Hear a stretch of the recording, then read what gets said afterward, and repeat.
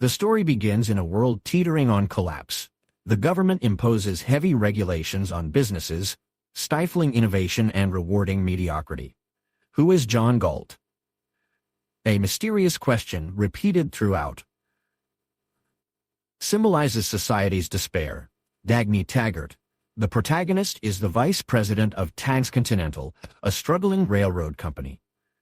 She fights to keep the railroad running amidst corruption and inefficiency, relying on her resourcefulness and determination.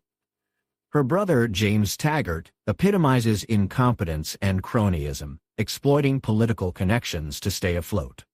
Dagny discovers an innovative motor that could revolutionize industry, but its creator has vanished. She begins a relentless quest to find him. Meanwhile, the country's brightest minds, industrialists, inventors, and entrepreneurs, begin disappearing, leaving behind a crumbling economy. Dagny partners with Hank Reardon, a steel magnate whose revolutionary metal is a cornerstone of her railroad's success.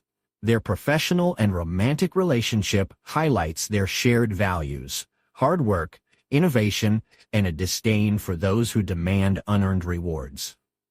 The government intensifies its grip, passing laws to equalize wealth and penalize the successful.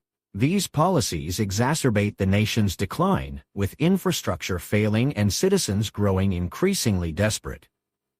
Dagny learns about a secretive movement led by the enigmatic John Galt. Galt and his followers, innovators who have gone on strike, withdraw their talents from a society that exploits them. They retreat to a hidden valley called Galt's Gulch, a utopia where individual achievement is celebrated and the government has no control. Dagny accidentally stumbles upon Galt's Gulch after a plane crash and meets Galt himself.